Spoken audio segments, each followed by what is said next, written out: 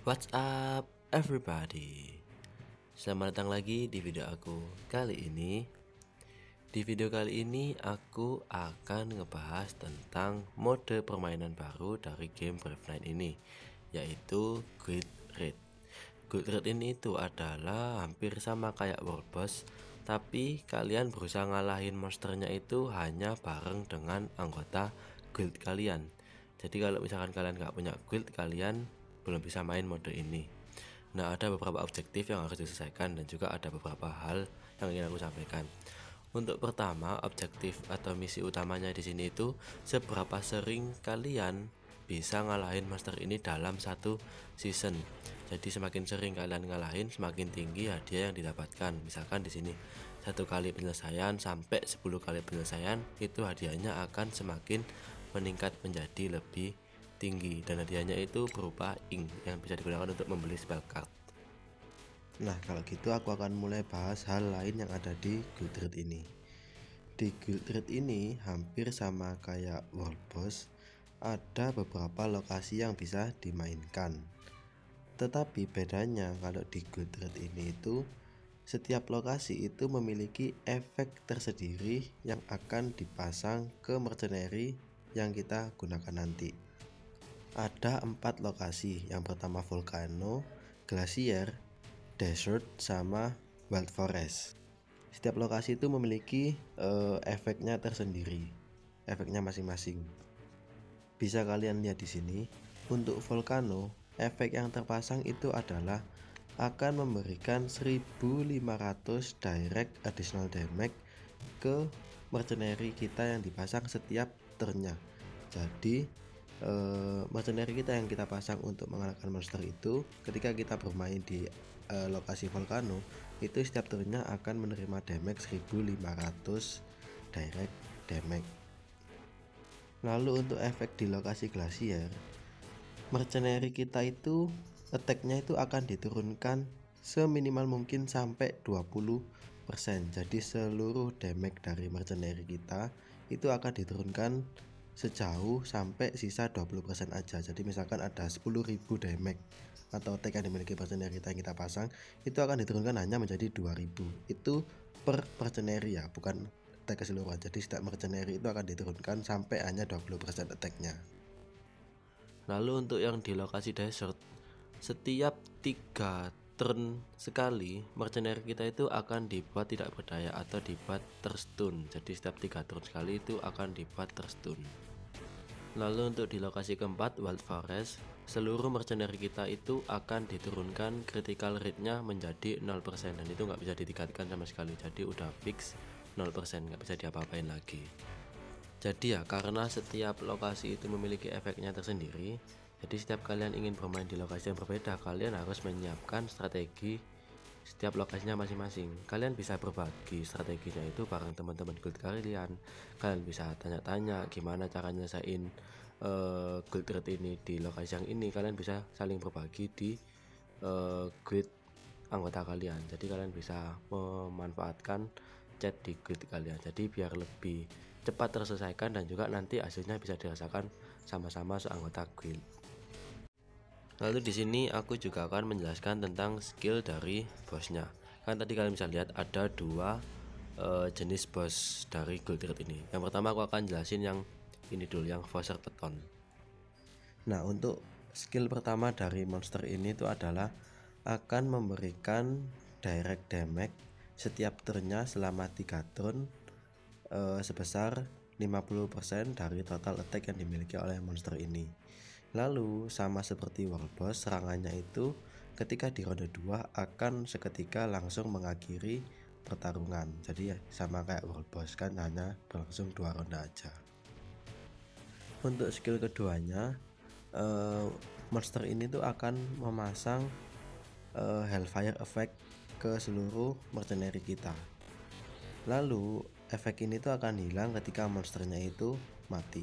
Nah, Hellfire effect ini itu apa? Akan aku jelaskan di subskillnya.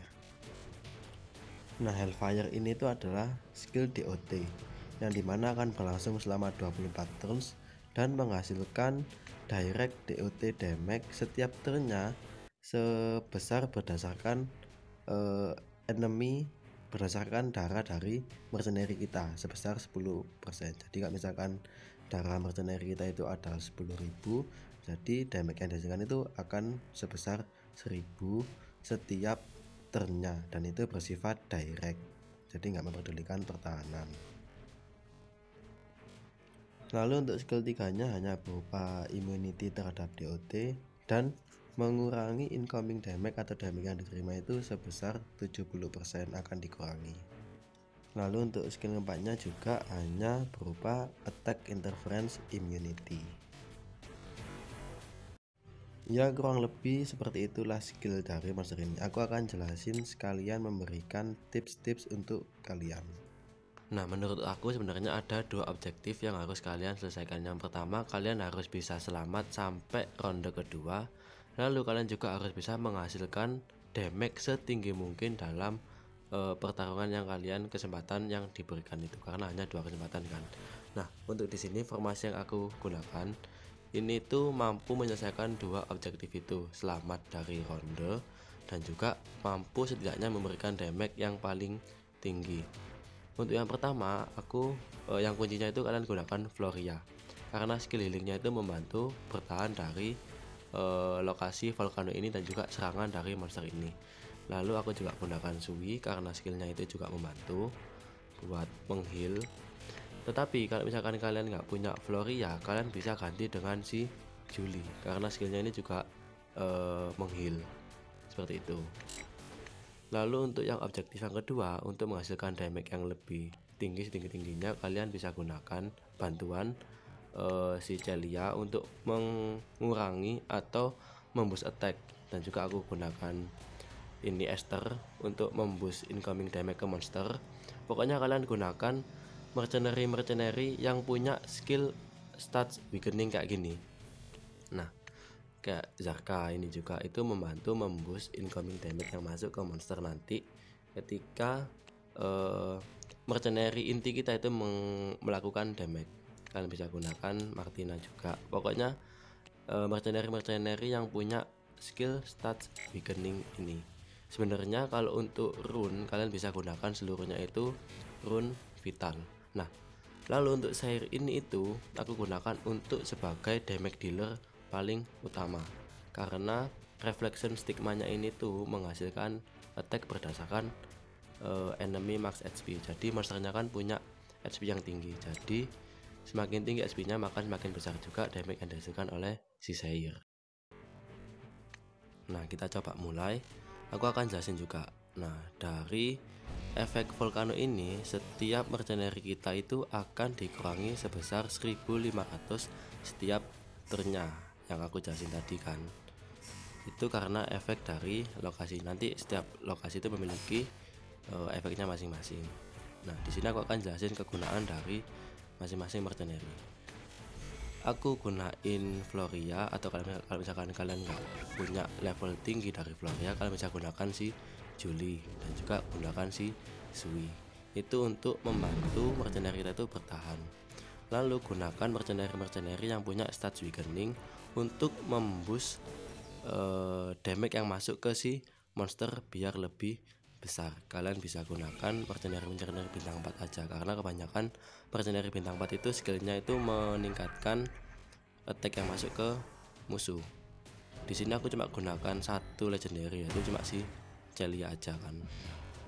Kalian bisa lihat di sini monsternya itu akan nge-stack stats weakening, yang dimana nanti damage yang masuk itu akan semakin tinggi dari si Sair.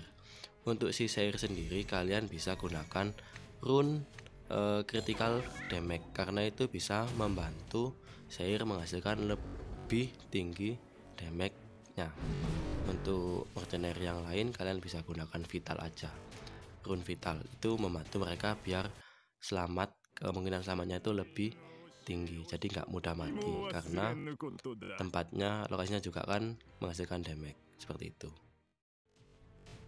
Jadi ya kurang lebih seperti itu untuk penjelasan dari mode permainan ini.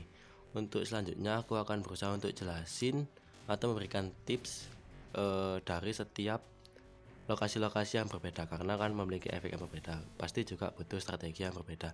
Sebenarnya kalian bisa gunakan damage dealer yang lain, kayak contohnya tuh Ventana disupport dengan mercenary yang punya concentrate fire, jadi itu akan menghasilkan damage yang lebih tinggi. Karena di sini Ventana aku belum tinggi, jadi aku gunakan si Seir aja. Tapi tetap kembali lagi, karena ini kan mode permainan diantara guild ya, jadi kalian bisa minta masukan atau tanya-tanya ke anggota guild lain yang kalian bisa lihat di list ini tuh yang damage-nya itu paling tinggi. Itu membantu kalian buat agar berpartisipasi di guild ini tuh lebih tinggi, dan guildnya itu akan lebih cepat untuk memperoleh hadiah dari objektif. Jadi ya seperti itu aja untuk penjelasan video kali ini, semoga bermanfaat dan membantu kalian dalam memahami mode permainan ini. Sampai jumpa di video selanjutnya. Terima kasih yang sudah menonton. Bye bye.